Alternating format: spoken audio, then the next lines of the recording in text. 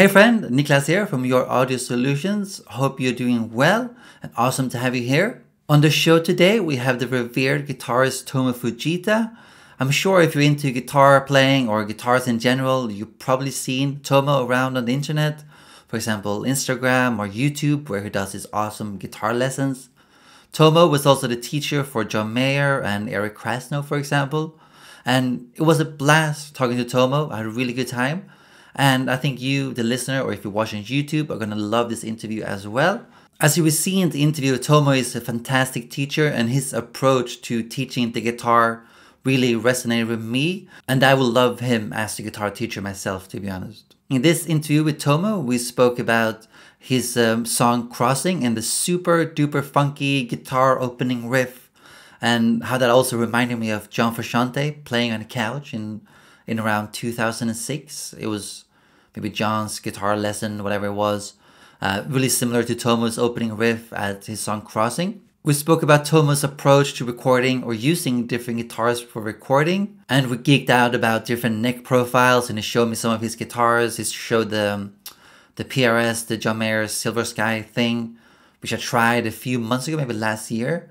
It has a killer neck profile, especially on the what's it called, bottom, the top of the neck? I don't know. Whatever it is, awesome. We also spoke about Tomo's unique approach to teaching the guitar and what it takes to be a great guitar teacher. And we spoke about if you want to hire him as a private teacher through Skype, and what you need to do as a student to get him as a guitar teacher. It's not as straightforward as just paying him. There's a bit of a process to it, and so we spoke a bit about that. We spoke about the importance of learning and understanding intervals if you want to be a good guitar player. We also spoke about some of my issues, so to speak, with being stuck in shapes or just playing the same thing, being stuck in the box, so to speak. We spoke a bit about that, so if you are struggling with that as well, I'm sure Tomo's tip can help you too. We also spoke about why you need to be able to listen before you play, and all that sort of good stuff when it comes to guitar playing and just being a good musician. And I think you're really gonna like this interview. I had a blast. And if you're watching this on YouTube, the video might be a bit funny, shaky, a bit laggy, but I think you're gonna love it anyway. Before we get into the interview with Tomo, I wanna tell you about a free guide you can download right away. It's called 3 Tested Ways to Increase Your Client Base. In this guide, you can learn my tested email script of how to contact bands online, how to get clients in the real world or offline, so to speak, and how to get clients coming back for more. So it's a free guide. Just enter your email address. Link is below in the description. But that's it. Now over to Tomo Fujita.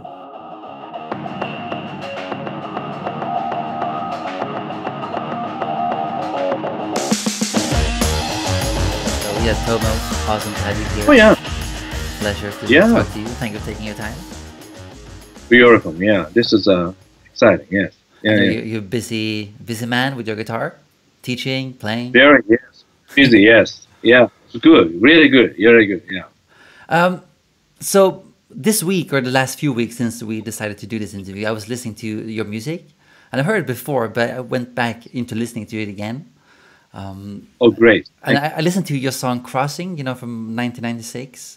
From your first, first album? Oh yeah, yeah. That's actually official first album. Yeah, Crossing, right? Yeah, I mean that guitar intro, man. That's super funky. And it's basically I came to United States to study at the Berklee and study music, study basically American culture also. But then Crossing, the first song that tried to mix a little bit blues and funk. That's why crossing to 2-3 different types of music, Yeah. And if you hear that, there's E7 I play, but I didn't play E9 because a lot of people play E9 like a funk stuff. So I play E dominant 7, just a third 7, root 5th, very simple, but that really have funkiness because of simple, Yeah. And then doesn't really go to 4 chord or 5 chord, just different chords to go. That's coming from little jazz. Right. But the groove is kind of funky, but yeah. Then lines kind of bluesy, right? Yeah. That's actually 24 track analog. recording. Yeah. It must Yeah. be because it's My it's back Stevie then. Ray Vaughan, Stevie Ray Vaughan Strats, plug into Pro Reverb, Okay. and I use center, Cologne, the pedal, Yeah. Yeah, that's it. I usually use simple, so yeah, very simple. Right. Thank You you for know, listening. yeah, Yeah. it's a pleasure, man. It was some cool music. But that riff, Yes. it reminded me because there was this video many years ago of the Uh-huh. guitarist John Frusciante. Do you know him? Yes. So he was sitting on a couch playing guitar, and he played Yeah. a similar riff as you did there, and it reminded me Really? actually him. I have to watch the video. Yeah. Tell me, yeah, okay. It's just All like right, yeah. just Google or search John Frusciante guitar lesson maybe, and it comes up. Oh, guitar lesson. Oh, okay, I will do that. Yeah, It's yeah. not really Okay. guitar lesson, just plays a bit, but Yeah. I mean, yeah. Probably it's so cool that he just play, just few riffs like that, funky. Yeah. yeah. It's really Yeah, cool. yeah, And yeah. it just reminded me of that, man.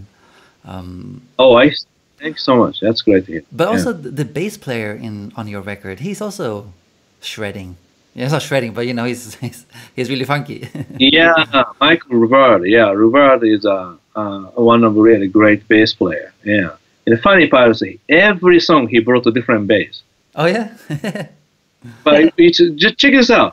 If you listen, put on your funk face, every single song he play different bass, but to me sounds the same. Because he's playing so good.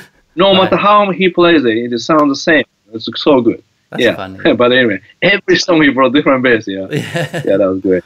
But what's your approach to recording? Do you change guitars often, or what's your process? Well, I'm a very simple guy. So I that album basically I used just Stevie Ray Vaughan Strat, 2 tunes, Song for Samantha, Don't Wake Me. That's the only 2 tunes I play 335. Yeah. The funny part is when I play 335, I don't like push the pedal. I just like a more natural sound. Just the reason is when I play Strats or 335 or Duosonic, I never change my amp setting. Amp setting same. Right. Any guitar I plug in. Right. So if I plug in 335, I turn on the volume a little bit, and already louder than Strat. So if I push the pedal, it's too loud. So that's why when I play 335, I didn't use any pedal, just a straight, Right. pretty much. That's cool. So mostly I feel comfortable with single coil guitar, Strats or Duosonic. Yeah. And right. I mean, nowadays, if I do recording, I probably bring a bunch of guitars. But back then, just 1 or 2. That's it. Simple. Right.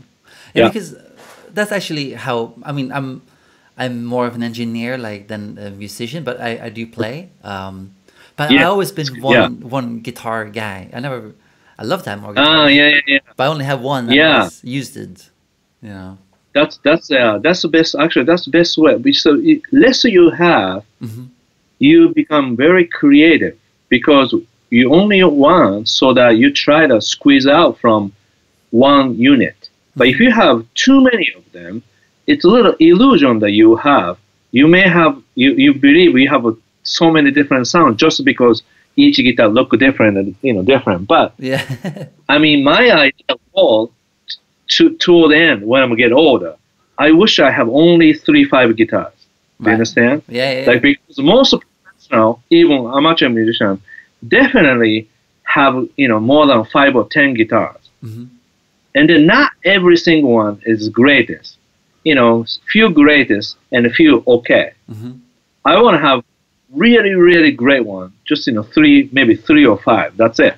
Yeah. Just one. Yeah, that'd be awesome.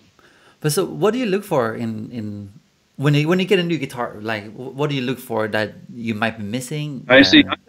I don't really look for a new guitar, but yeah.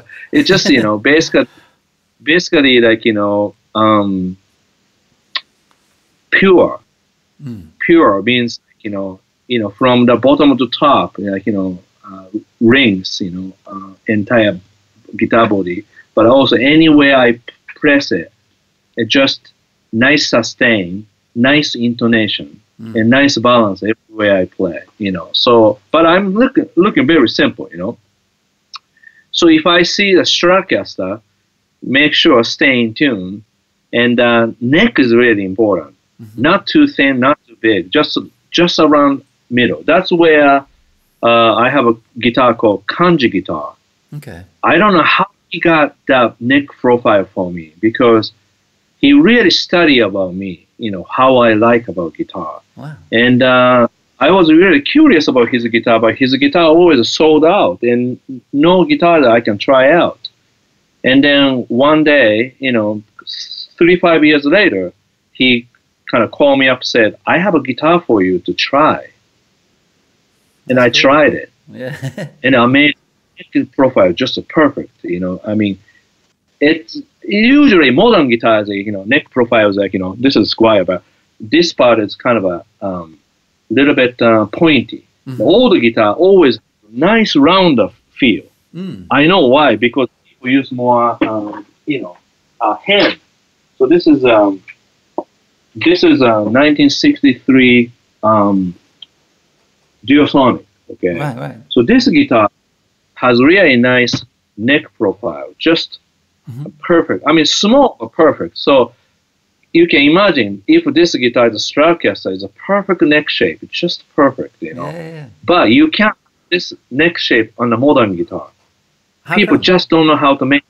Oh, yeah. I think people really rely on the machine. Also rely on like data. Because people always use data to really try to make best guitar neck, whatever they're looking for. But you really have to use hand. Also, you have to really study. Say like this is 1963 Duosonic, but you have to have at least 4-5 Duosonic same year to see how different each, even same year is different. Because I did. At one point, I had a 1962 Music Master. I bought 3 of them because each one has a different neck. I see. Yeah, neck.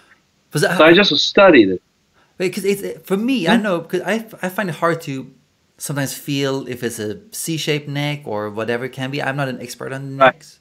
But how do you feel it on a neck, so to speak? I just play it, and then I can really feel it, just natural, because it just that's why I use the word pure. It means very, very natural feeling about from top to bottom. It just for example, this guitar, it's just so good that for example, when you feel very tired, your mind is very tired. If you play this guitar, you feel happier. That's good. Do you understand? Almost this guitar has energy. Right. Yeah, but if I play same like year or earlier or whatever, if somebody say, oh, you're gonna play this guitar because 1953 Telecaster or 1961 Strat, you gotta play this one, Tomo. Like those people bring it. Yeah. Sounds okay sometimes. Right. It just don't, because I play few chords, I can tell right away. Oh, that's not me. It's just a good clean guitar. Good clean guitar. That's very easy, man. So in a way, I'm very picky about the guitar. I'm very picky about those details. If I own, I mean, there was speaking of necks, I tried. What was it called? The John Mayer's PRS, whatever it's called. I'm terrible with names. PRS. Silver.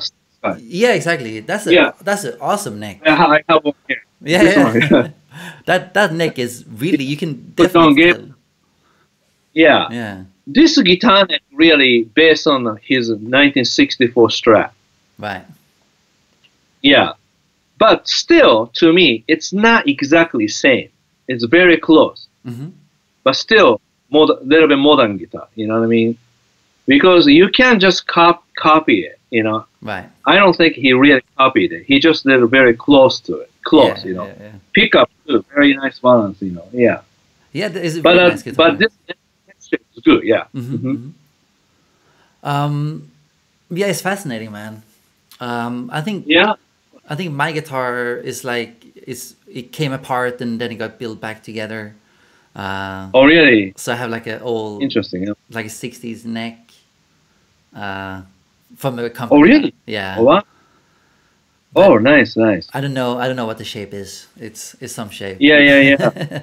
Yeah, it's like you can hear like C shape or D shape or Hmm. something like that, but it's very different. And I like just a regular kind of shape, but the little bit of side is more bigger, Hmm. not skinny, so that just holding the neck is just so natural. I mean, little bit remind me like almost a classical guitar in a way, just a little bit, Hmm. bigger on the side. Right, right. Yeah.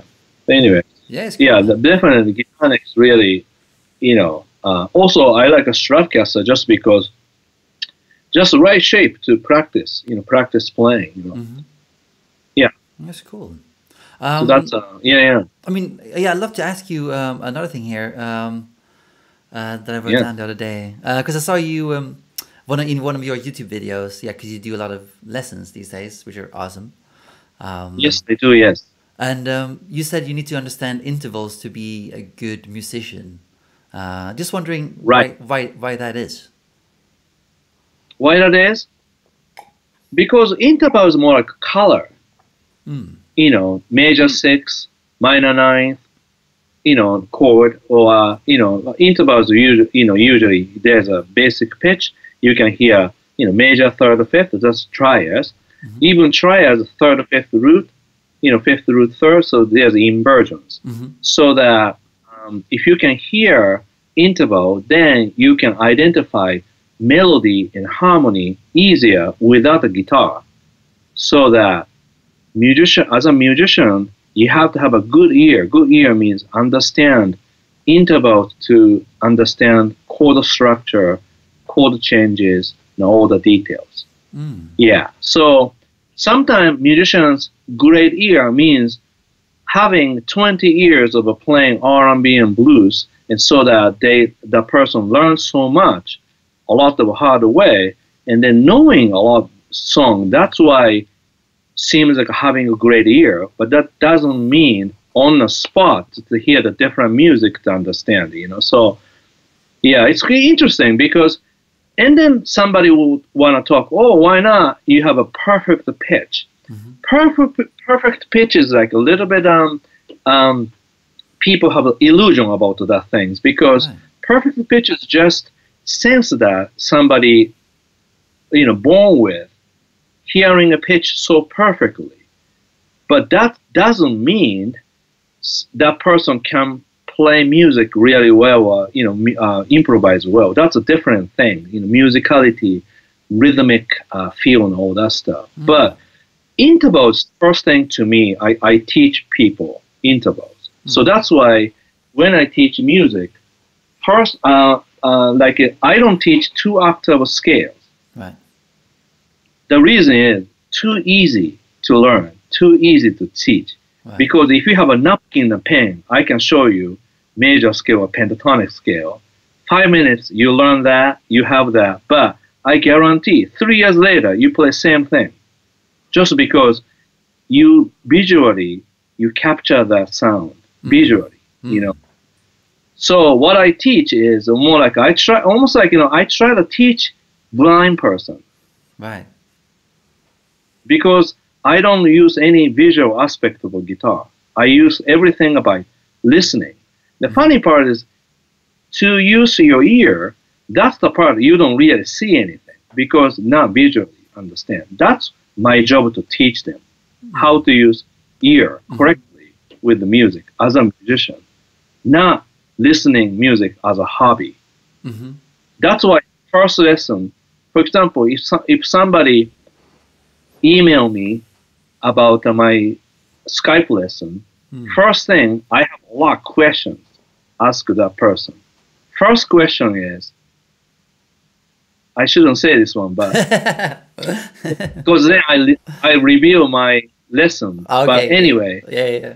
but one part I can review one part. I Hmm. strongly I ask list 5 artists that you respect, influenced by. Hmm. Okay, so this means this is not all you want, all you listen. Do you know what I mean? You have to kind of nail down Hmm. who's really 5 persons that influence you, but also you love those sounds, want to be.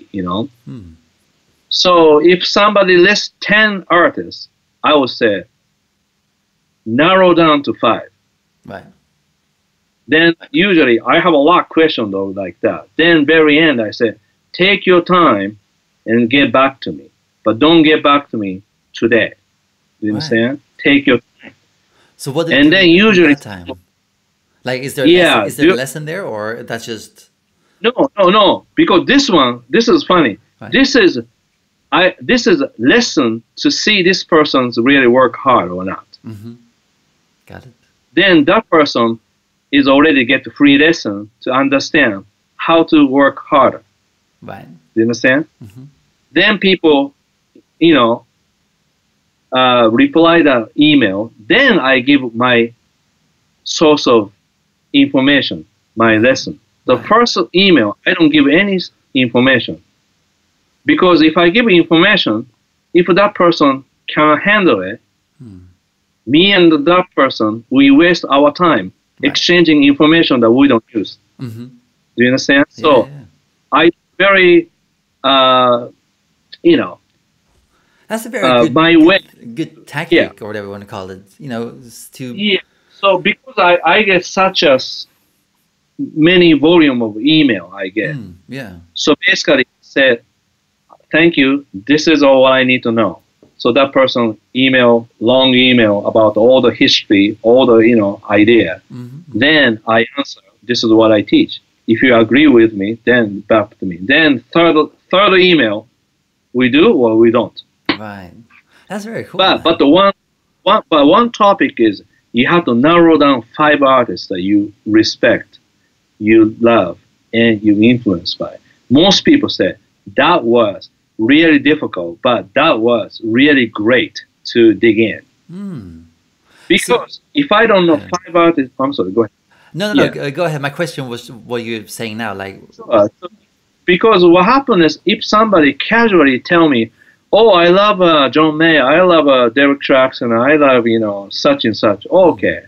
Yeah, I love Chuck Berry and I love Wes Montgomery. Oh, of course I love, Steve Vai, But that's kind of, to me, it's almost like what you like about overall music and artists. That's good. But if you want to be a musician, that's hard work.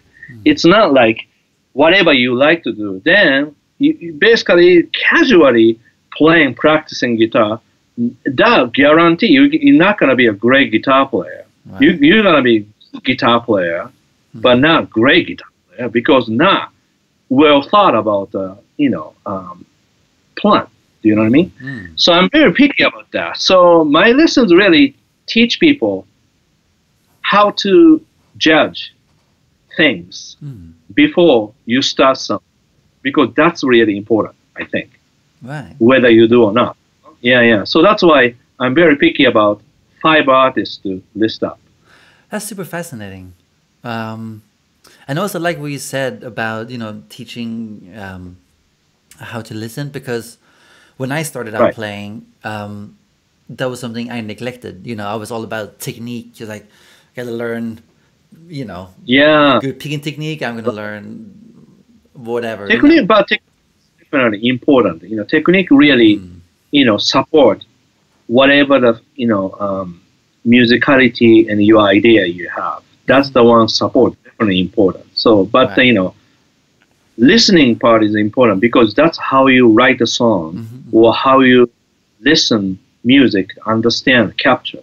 So, for example, I have I do Skype lesson, and then mostly beginning I teach how to listen music, intervals, also how to set amplifier and guitar, because that's 2 things if you go wrong, completely you don't get good result. Right. In other words, if you study vocal or piano, you cannot change any EQ, any volume control. So, you have to work with your voice or piano.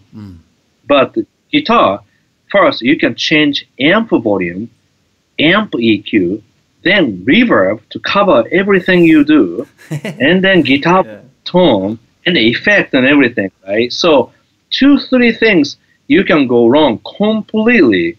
Then if you spend 3 years, you can go all the way wrong direction. And that's a lot of people. I would say 50% of a guitar player like that, just because we have so much options we have. Right. And they're very easy to buy, easy to get, right? You know, so like you go to YouTube, you can download a backing track, or you can play with something. You can even like, you know, plug in, you can download a reverb, you know. So it's like it's really nice for everybody, young people, to have many things free, but you get free, but you get a lot stuff that you don't want to get, you know. That's a life to me. But is it better for people, which used to be a thing? I think even for me, I started out playing on an acoustic, because then it's like a piano. That's great. Right? Right. Okay, that's really great. So then you can really hear the, you know, room acoustic sound, and your hand, your touch, your finger noise and everything. So even acoustic, you can get finger noise, you know, volume. If you hit too hard, that sounds great.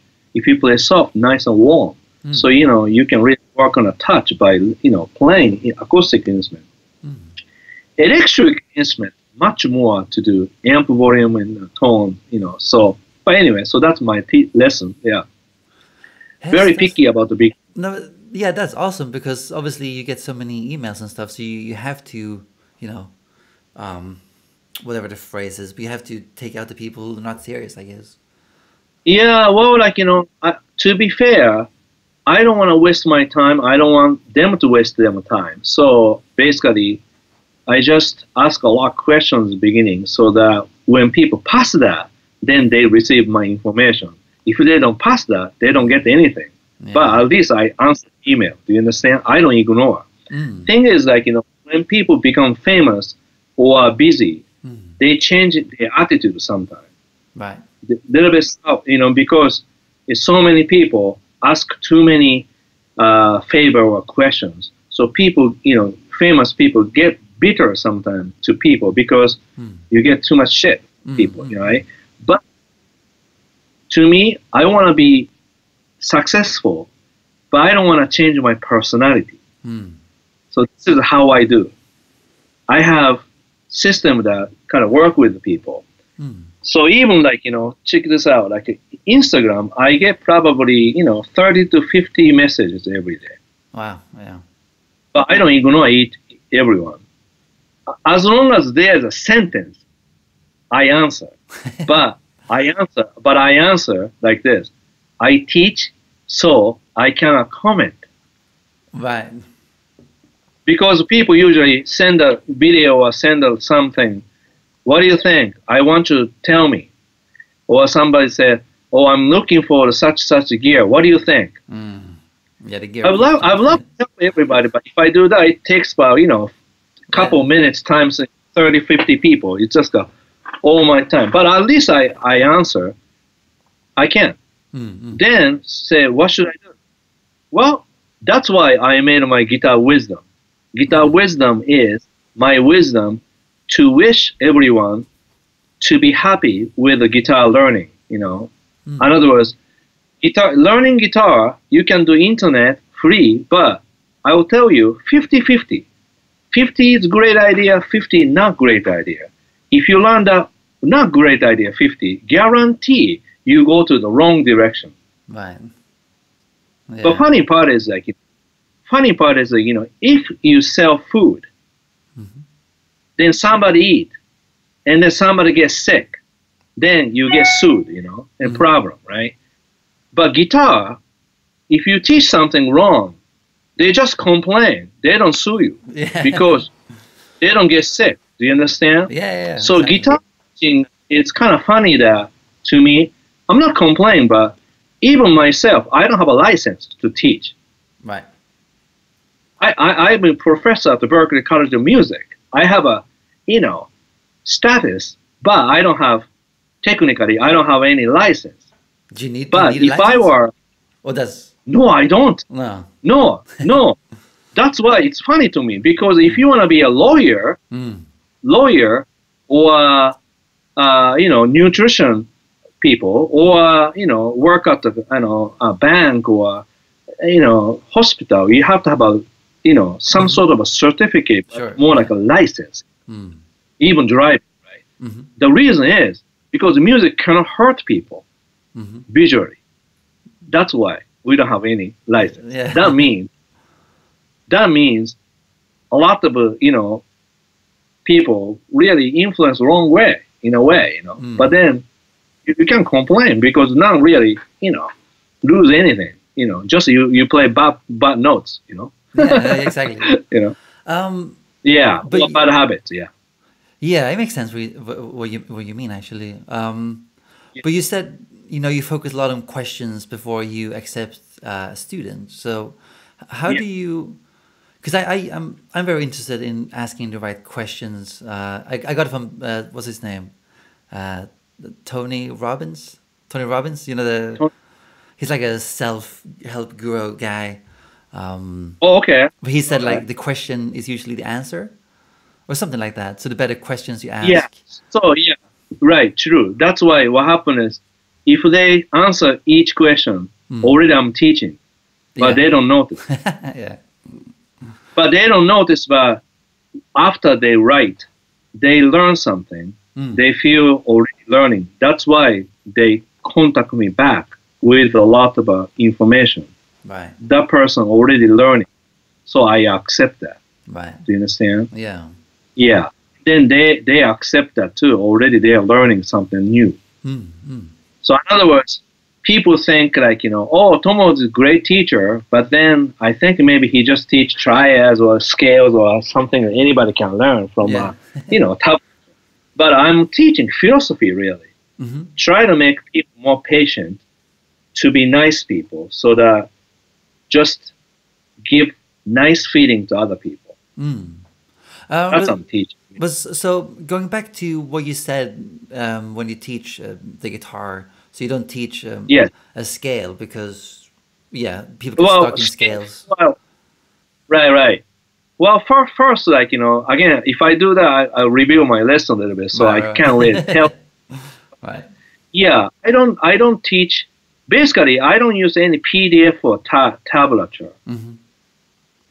I don't use anything. I teach everything showing, notes, degree. So I teach a lot of triads, not scale, more triads. But so when you say you and little hard.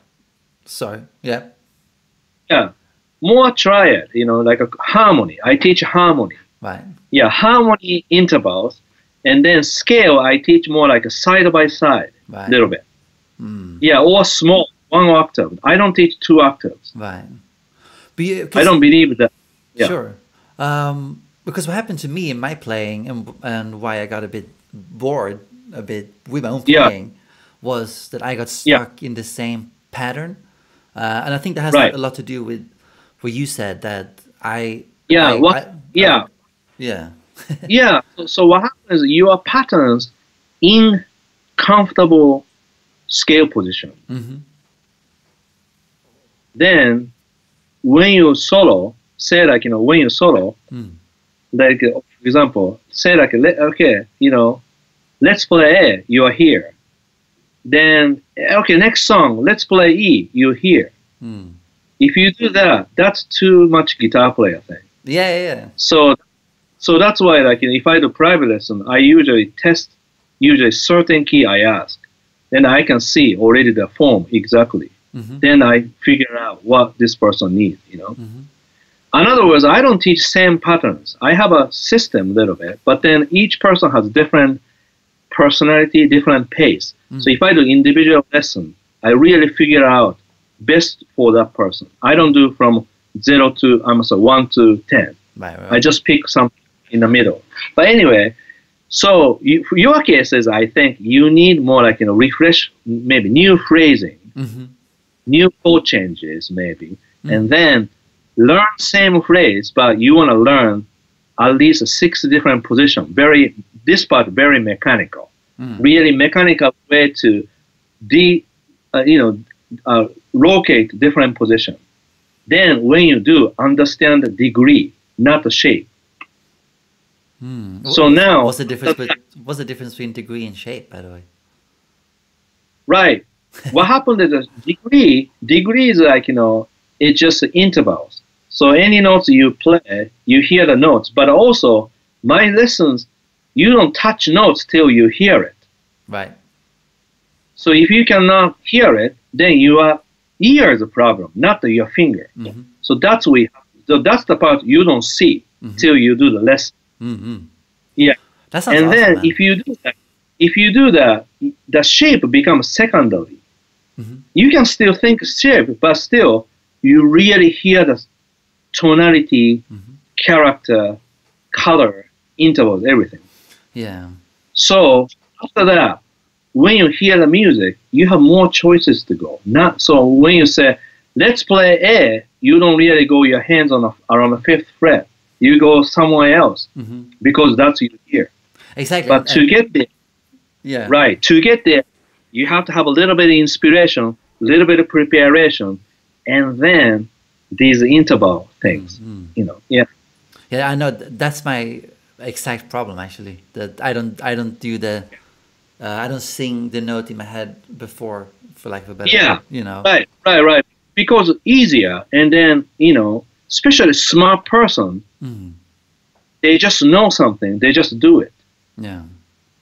So sometimes at the lesson, okay, I just, I give example. So like for you, for example, so let's play so-and-so chord changes, or, how about this one? How are you going to play? And I watch you, how you play. Then I can really see the problem. Right. Problem means, a process. Mm-hmm. Yeah, process. It sounds fascinating, man. Yeah. I should definitely get a lesson from you in the Yeah, future. yeah. We can do something. Yeah, but that's fascinating for me to help people. And somebody has a problem, and then my job to figure out the problem. So everybody really feels so relief and happy. That's the feeling I love, because I'm not teaching anything new technically. Right. I'm just using whatever they have, but just I'm showing how to use those tools in right direction. That's all. Do you understand? Yeah. Almost like, different way to talk is always a great way to talk. Somebody has expensive house and every, thing in the bathroom, but just cannot find the right tools. My job is just to point the right tools and just tell them how to do that. And so they don't break the toilet, Yeah. Yeah. See, again, it's awesome. if you do wrong thing, your toilet broke, then water comes up in disaster. Guitar is a problem. If you stuck with the same riff, same shape, then 2-3 years, you don't feel great, but you don't really get any damages. See, that's the part kind of funny about guitar playing. You don't get any damages. That's why you just you don't change anything many years. But do you think that's also down to bands being successful only doing one thing? Band? Yeah, like let's say, maybe it's a bad example. Yeah, band stuff is a little bit different, because sometimes band is more like a charisma about the whole band, personality. Then time, the band has appeared, time, place, and then, style of music too. So I can't really say that, has to be this way or that way. Do you know what I mean? Yeah, it's like a lot of sources. Yeah, but still, I mean, even band, style-wise, it's a difficult decision. Yeah. You should do stick to one, you know what I mean? Because here's the thing, if I give somebody, you have to stick to the blues, then if blues is not really happening right this moment, then they're very difficult to break in, in a way. Yeah. But if it's like, hip-hop stuff, always something happening, so it's more possibility, So if somebody does blues, why not hip-hop group with the blues, that's fine too, Right. I'm very glad you brought up blues, actually, because I know you're really passionate about blues, and you do. Yes, I do. Exactly. Yeah. And I heard you talk about getting the blues, like understanding the blues. So just want to ask, what does it mean to to get the blues, for lack of a better word?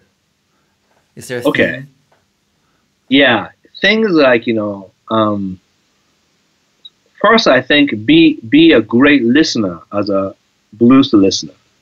In other words, I mean, I can give you blues listening list afterwards. I can email you. Mm-hmm. Then I put the 40 different artists on the sheet. Right. If you don't get more than 20, then you don't listen blues enough. Right. No, I'm just kidding, but just, in other words, you have to have certain blues player you have to understand. Mm-hmm. You know what I mean?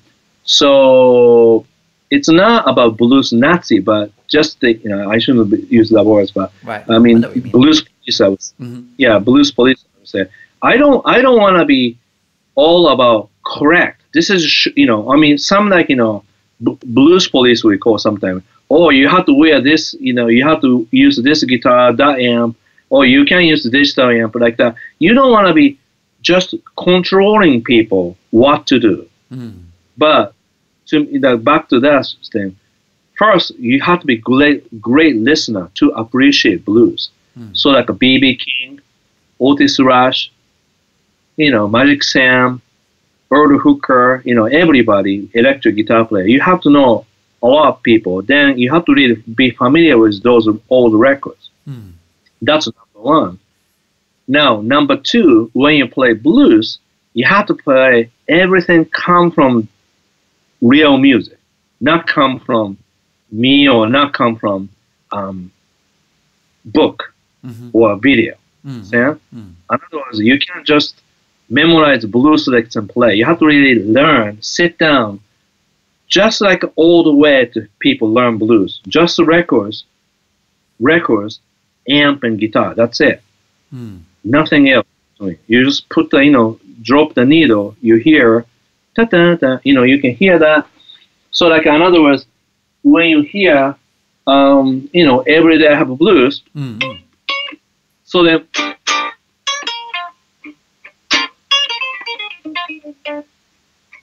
look that. Then you have to really understand kind of bass line.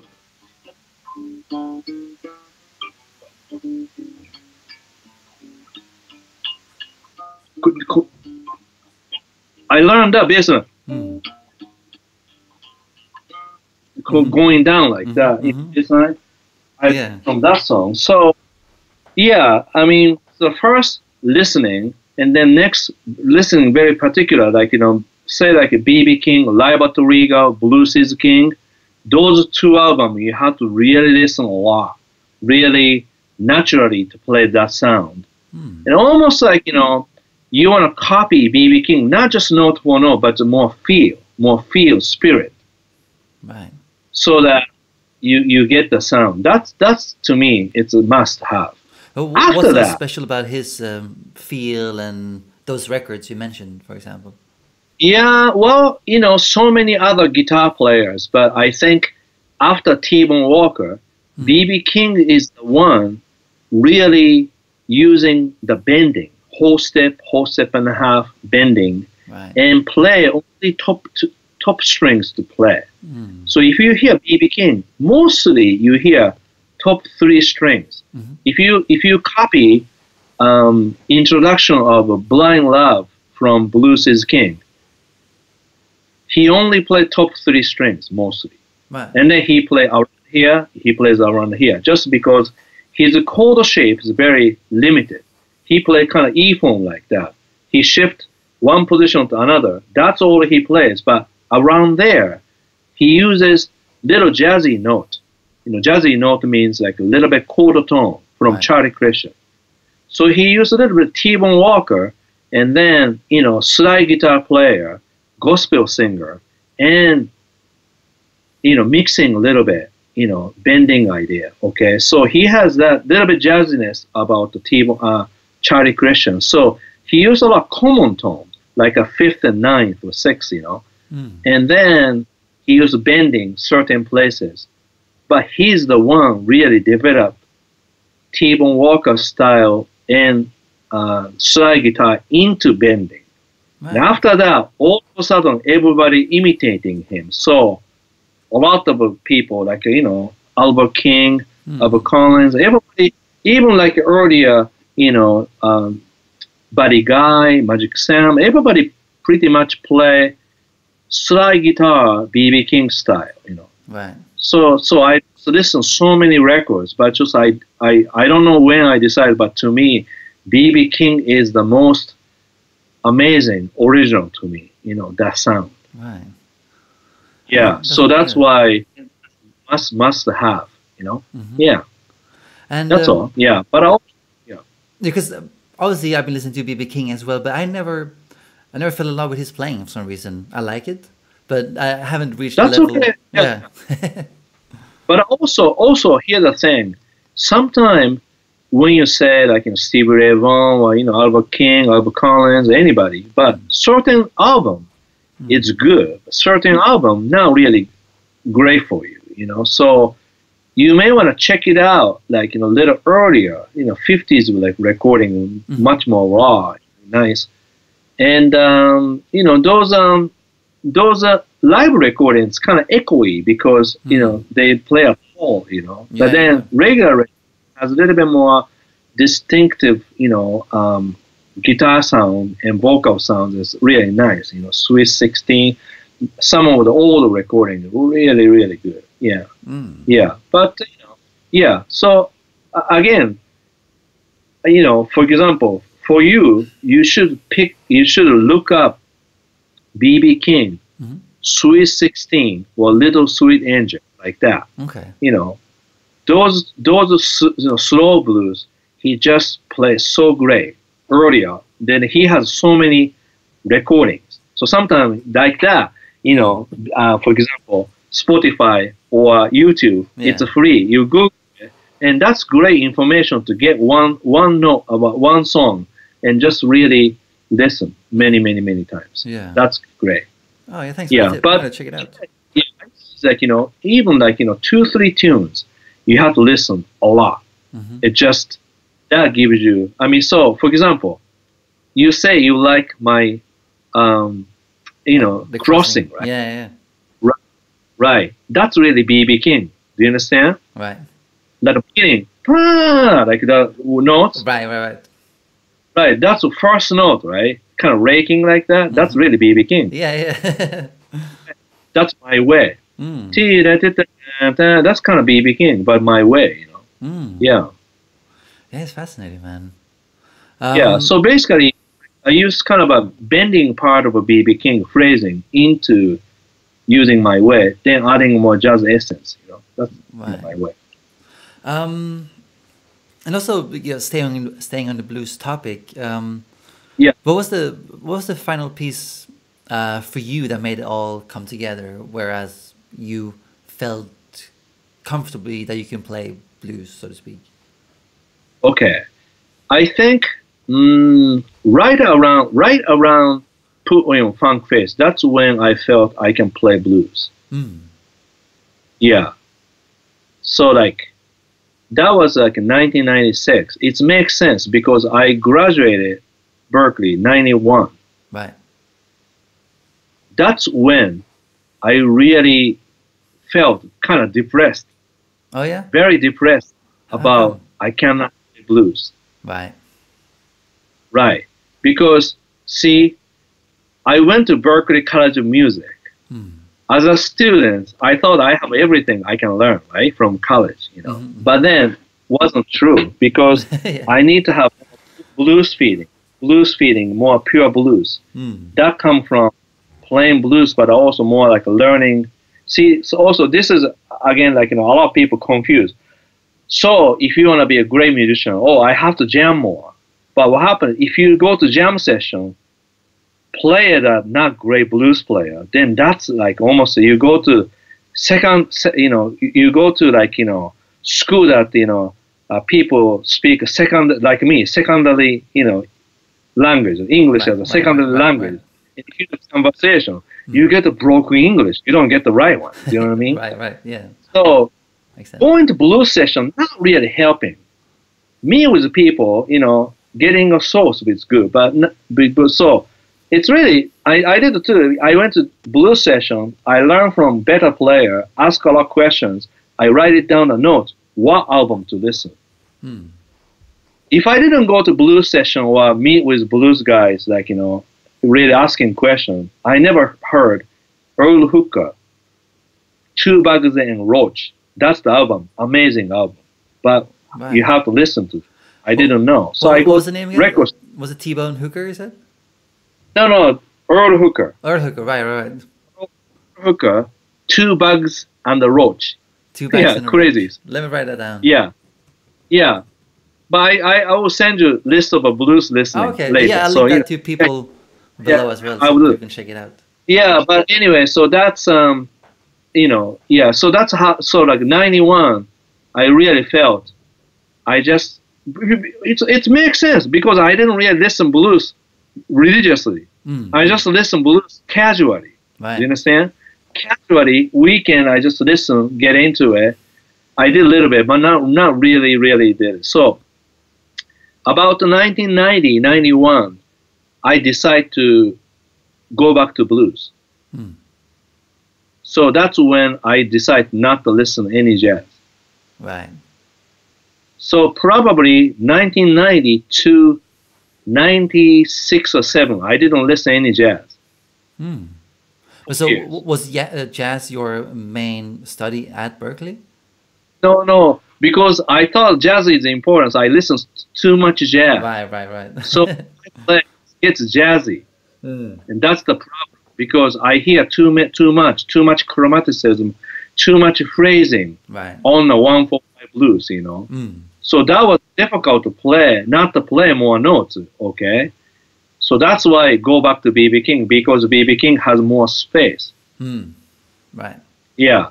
Makes sense. Like I transcribe, I really figured out what place not to play. I see when I teach, for example, when I teach solo of B.B. King, I teach about when not to play. Right. Not about notes. Yeah. Yeah, so I have charts. Then I write it down. I circle with this. Or I circle everything about the rest. So I just tell them, like this, you have to wait, you know. Right. Then play. Then rhythm has a little bit wave. You have to have a, you know, like that. So that's where, if you see the tablature, or you see the notes to play. Yeah, exactly. Man. You don't see play sometimes. So that's why, yeah. Anyway, but blues, to me, I'm so happy that I study blues because I own it now. Right. You know, I'm not borrowing it. Own it. Yeah. But took me 4 or 5 years to really felt I can play blues naturally. Makes sense.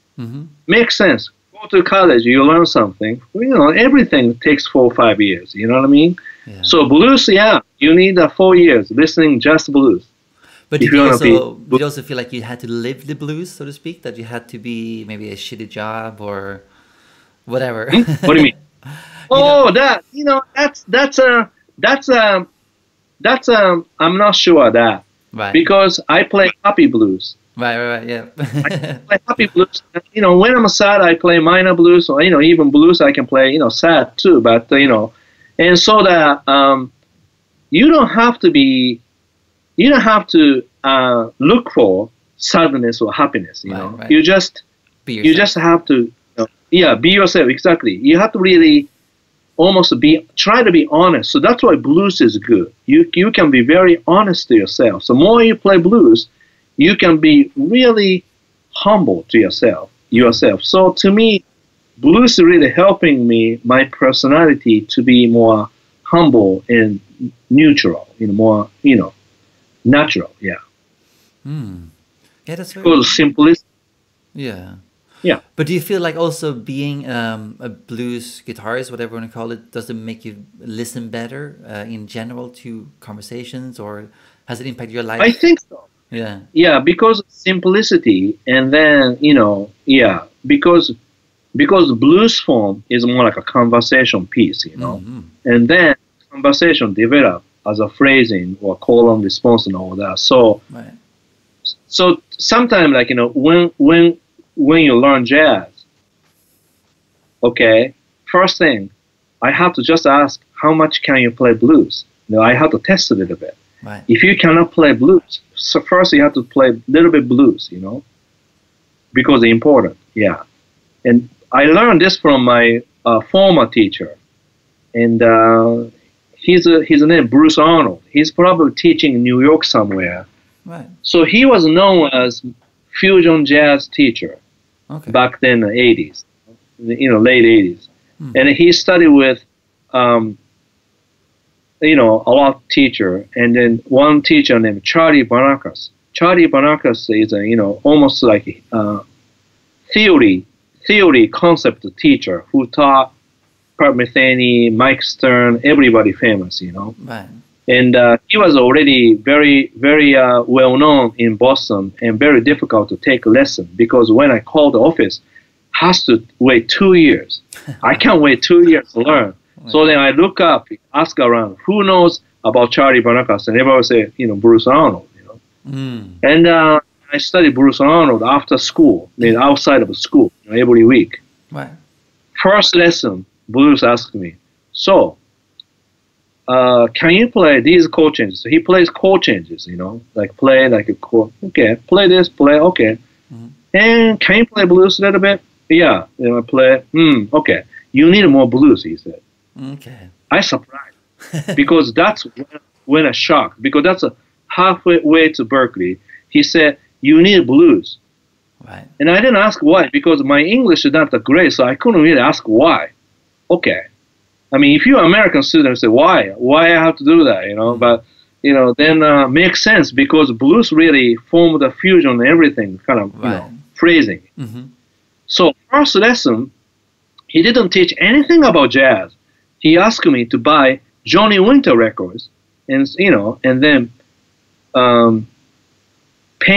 Rainy Pain, I forgot the name, anyway, transcribe blues. So I wrote all the notes, and then I played. And he go, okay, good. Then next week, learn Duane Allman solo from Stormy Monday Blues. And I wrote every note, and I play every note perfectly. Right. Good. Then we can do jazz. Yeah. Took me 2 weeks. Wow. Yeah. But So that lesson. Yeah. Sorry. Go ahead. Yeah. So because basic phrasing is really based on blues, So even jazz, blues is important, right? But so when you say, because maybe it's just my lack of knowledge, but what's the difference? Yeah. What is a phrase? Is that a lick, for example? Or is it? Yeah. Okay, so this is a terminology thing.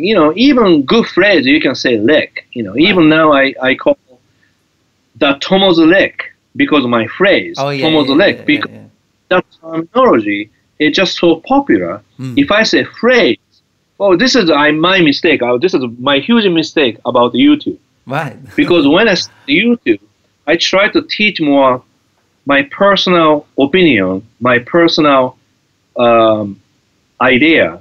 So I always say, don't play licks, don't play shape, play phrase. I always teach like that. Right. Then those videos didn't go any numbers. Right. Because terminology I was using very less popular.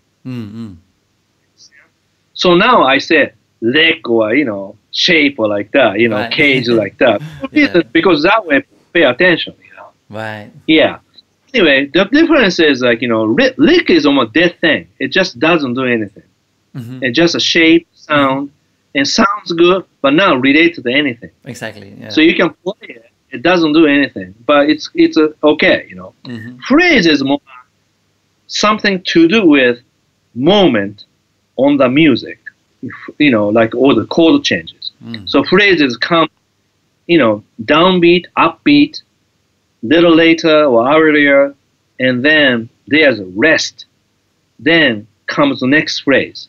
So the phrase really kind of continue to go like, connecting, like a conversation. So phrase meaning more like a story, really. Part of a story, bits of it, it's a phrase. Lick is just convenient shape and, notes that sounds okay if you play, pretty good, but that's all you get, yeah. Yeah, I mean, it makes total sense because just thinking about the music when I listen to your music, is definitely not Yes. licks. There's definitely, I don't know if it is crossing or it's not a song. But yeah, obviously it's instrumental music. But there's one song where your lead, the lead guitar, whatever you want to call it, Yes. you're Yes. definitely phrasing, and you can definitely tell, Right. you know. Connecting, right? Yeah, So exactly. what happened is that, yeah, but also my character of playing is really play over the changes, following the chord changes. Right. Yeah. So that I'm following chord changes so that when I play, my phrase really going to one chord to four chord or a certain chord, But most people play same lick with a one or four or five, same yeah. pentatonic. Yeah. But that's kind of a nature of a blues. Simple phrase fits everywhere. That's the blues, But still has to have a little bit column responsible. Column response, feel like a little bit more rhythm, because the rhythm really invite to next phrase. But lick, if you play, it just ends. So that's why, for example, the Tomo's lick. If you see Instagram, Oh yes, I saw it. hashtag Yeah. the Tomo's lick. Watch first my lick, then watch other people's lick. You hear the difference. Difference is rhythm. Right. Yeah, I think I saw that. So that's I'm gonna check out more of those clips. Yeah. If you have if you have 10 minutes, do this one. Watch my first. You do basically you do by new. So the new one comes up. Old one goes bottom. Right. Then look my first lick. You listen to it. Then listen 4 or 5 different people you hear. Only few of them can play really good rhythm. Everybody rhythm is not pay attention. Wow. Okay, I'll They check play it out. exact same. That's why my phrase become lick. Right. Yeah. That's funny. That was a little bit, again, that was actually free lesson. Because people who record it, if they watch themselves, they start realize something different. Then people who notice, they learn Wow. about the rhythm. That's cool, man. I'm going to check it out after this. Thank you. Because I love really teaching. I love to help people. And that's my job, So I thought maybe play some lick and we do this little bit game like that. That'd be fun. Yeah, it was really So that's why. great idea. Yeah. Yeah. But I mean, speaking of teaching, because I can tell just speaking to you now, you are really good at teaching. You like to convey a message. Yeah. How did you develop that skill, so to speak? Like, what does it take to make this skills really? Yeah. Well, I think I would say hard way. Hard way. Hard way means like hold on. It means like it's not like educated way, because sometimes if somebody want to become a teacher, go to college, learn education. Right, education to study how to teach, how to. But my case is I went to Berklee College of Music, so I took lessons from people, and then I just I wanted to teach, and first thing I taught at the music store in Boston, outside Boston. Right. And then this was music store, half an hour lesson. Kids to adult, no rules. Almost like this. This is mismatch, no rules. No rules.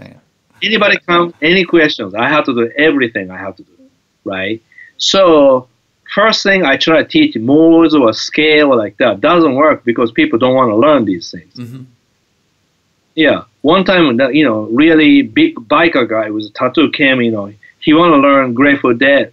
And I try to teach modes. He said, "No, I don't think Jerry Garcia studied Morse, So he kind of skipped. So okay, I have to teach a different way. So how can I teach Morse without saying all the names? See? So that's what I learned. You don't have to say all the names. You just teach them things without saying it. Because if you say, okay, I'm going to show you harmony, I'm going to show you intervals, triads, or scales, then already scare people because it's really difficult. You just make everything simple. Just don't. So that's how I learned. That's okay. Cool, I have to. I have to fit with the personality. I cannot teach system. System only works like, regular education, mathematics, English, history, because everything fact, everything line up series of fact and idea that supposed to learn. But guitar is learn guitar and learn something else about the life. Right. To become better person, become patient. Yeah. That's what we learn. To me, music. That's why, like, American education, they get rid of music because now really harmful to get rid of music. Do you understand? Right. Yeah. Because you don't get hurt. You just miss it. That's all. But if you cut down the English, then, your conversational skill, writing skill suffer and the problem. If you don't learn, math thing, then problem. But music, no. So that's why I'm into more about the music, I guess. But yeah, it's a shame they're cutting more music from schools. Obviously. I know, do that. Yeah. That's another reason I did Guitar Wisdom. Only $10 a month. There's tons of, ideas in there. Because I really focused on my Skype lessons, private lesson. But what happened is I get more requests of Skype lessons. It's to this point, I can't really handle everybody because this is international. Anybody can learn from anywhere, which is nice, but I'm only one. I can't teach 100 people, you know what I mean? Exactly. So, but also, same time, I do this question thing to answer. Then if I say, okay, this is answer, back to the, conversation student. Yeah. If I say, this is how much charge, but then some people live in a poor country, they can't afford that. I understand. So that's why my Guitar Wisdom, important, same education in the video, each 10, 15 minutes each, individual, topic. Right. So if you learn triads, there's a lot of triads. If you want to learn theory, Ionian scale, Dorian, Mixolydian, everything explained in each video. Very clear. Right. And that's coming from my teaching. And so, but, back to your question, how did I learn? Hard way. I just did everything I could do. And I made so many mistakes. I probably pissed off a lot of people because my honest, because I honest about, but honestly, sometimes doesn't work that way. Right. I probably pissed a lot of people, because my honesty said that's not good, But so that where I start learning how to deal with different personality, different pace. In other words, if somebody really nervous about things, then obviously teaching is you have to ask people to study something, already asking too much task. So that's already make person worry things. Right. So that's, I made a pick called don't worry, don't compare, don't expect too fast or be kind to yourself, because that's I always tell to students. Actually, I have to just post this one. Sure. Somebody, can you see this one? Probably a little bit too hard, right? Yeah, a bit. Yeah. Okay. Can't really see what is. Yeah. Anyway, so basically, this is Tomo's advice. He said, don't expect, try as listen, don't compare, plays with feeling. Yeah. Some strong foundation. Be kind to yourself. A lot of listening. CD and vinyl. Be thankful what you know. Like that, just because that's everything so this kid wrote like, don't worry. Actually, this become actually kind of starting off the pick thing, because don't compare, don't worry, all that stuff, So, listen, only 3 of them. That's kind of famous, my line from teaching. I always people, first lesson, we ask, how, what your favorites on that stuff, right? But then next thing, I always say, how do you listen music? And then always people say, I listen Spotify. Right. All young people. I'm, again, I'm not really, picking Spotify. So how are you gonna listen? Well, whatever, in the mood or whatever I'm into it. Then my answer, okay, so you kind of listen casually. Right. You're not really necessary to listen the album 50 times. Or maybe 47 times. Wow, I don't want to listen to it, but you have to listen 3 more times because you want to be a professional musician, right? You have to listen, you know. Yeah. So that's why I say only pick 3 albums. Right. Then just 3 months, only 3 albums. Yeah. That's trained to become musician ear. Yeah. Yeah. I mean, that is the problem with like Spotify, for example, because a lot of listening is, like you said, casual.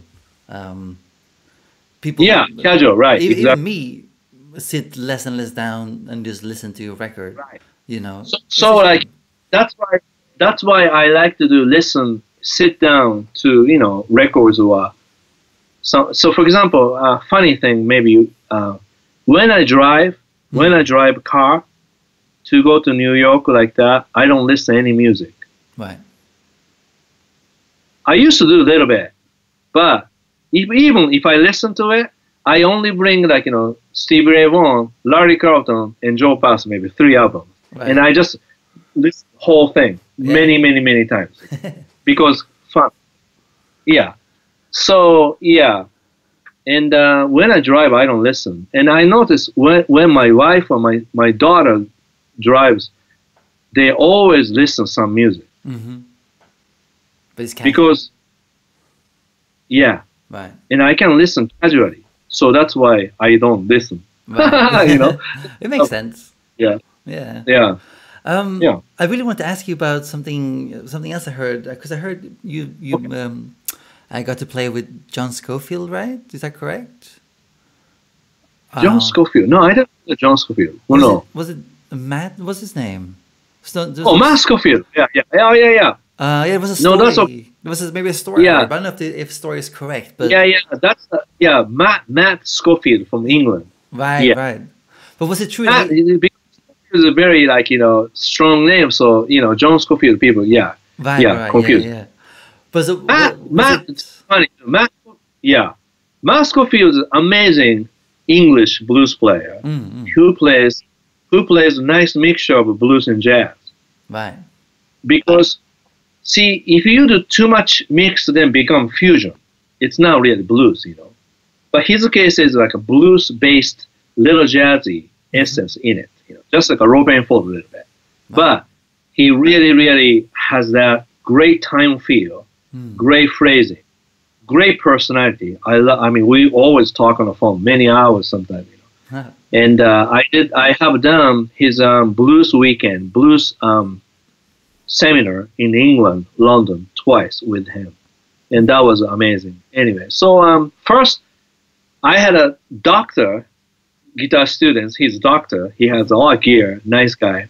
And then, you know, he came to my house and he said, I'm really into this guy named Matt Scofield.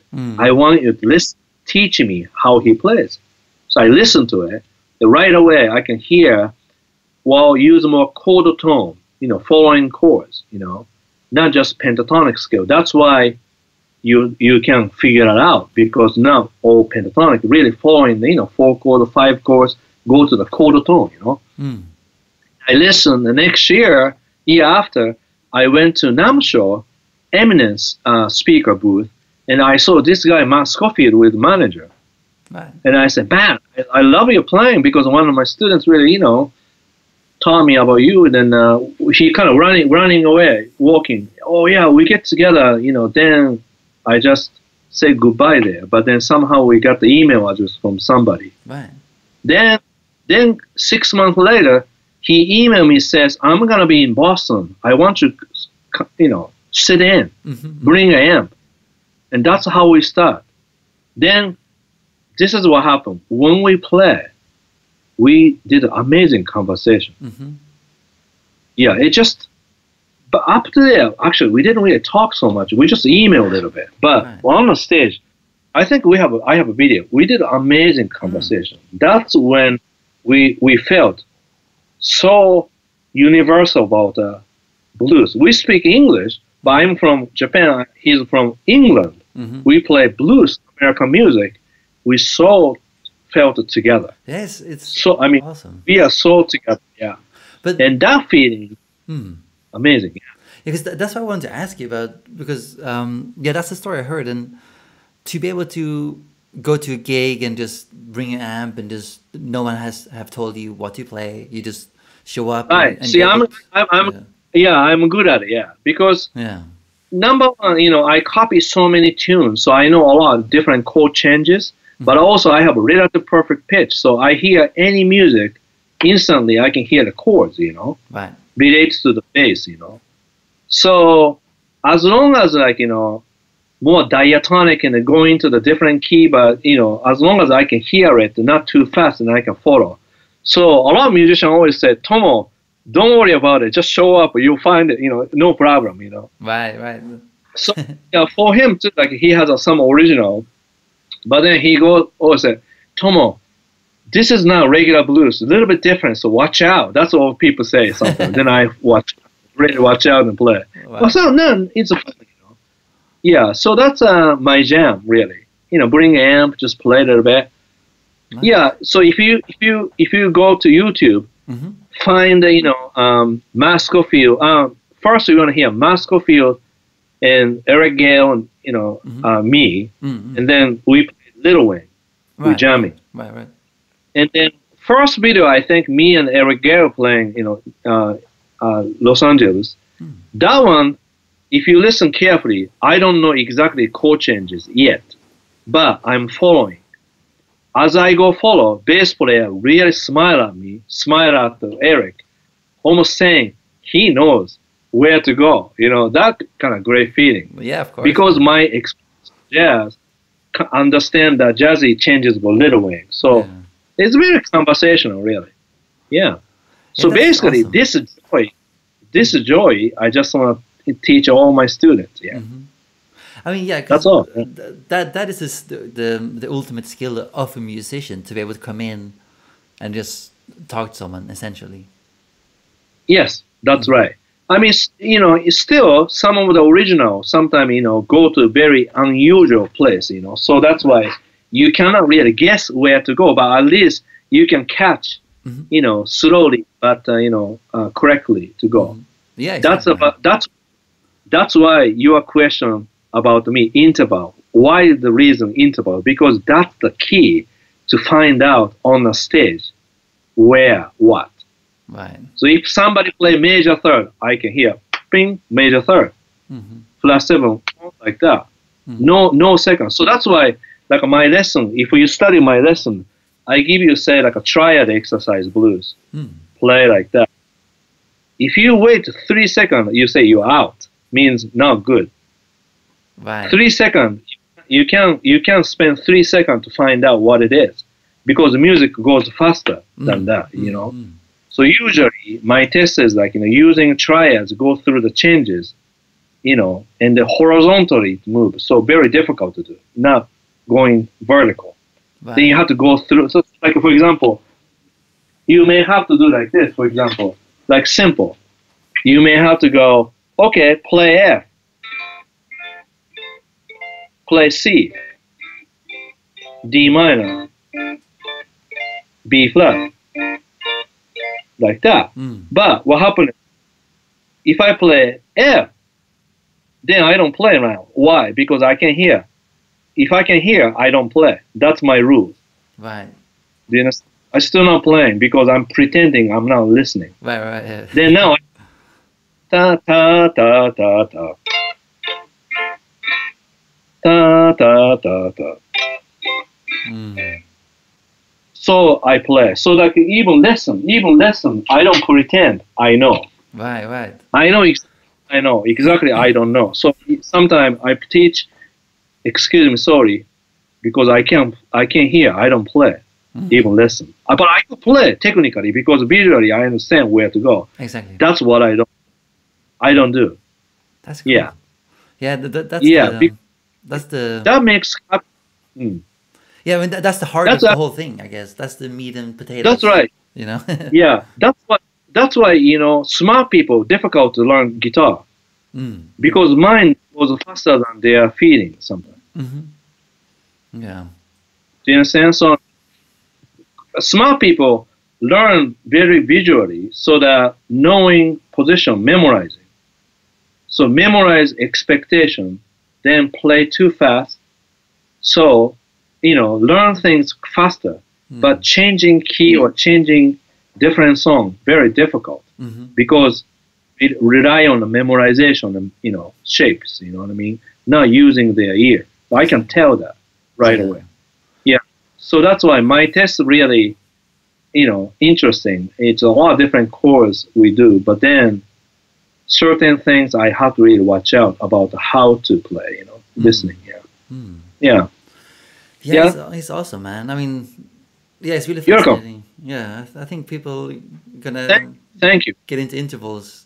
I'm getting more into it, and what you're saying is really cool. So, yeah, just little things you notice, and then little thing you change, the little thing you make effort, and that's huge difference years later.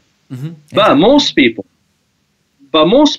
watch YouTube or free lessons, and then download a PDF, watch the shape, learn it in 1 week, you feel great, and then same thing you play 3-5 years, and then download again, you learn again, but you don't know the interval, so everything, pile of memorizations. Then when you notice, there is a limit.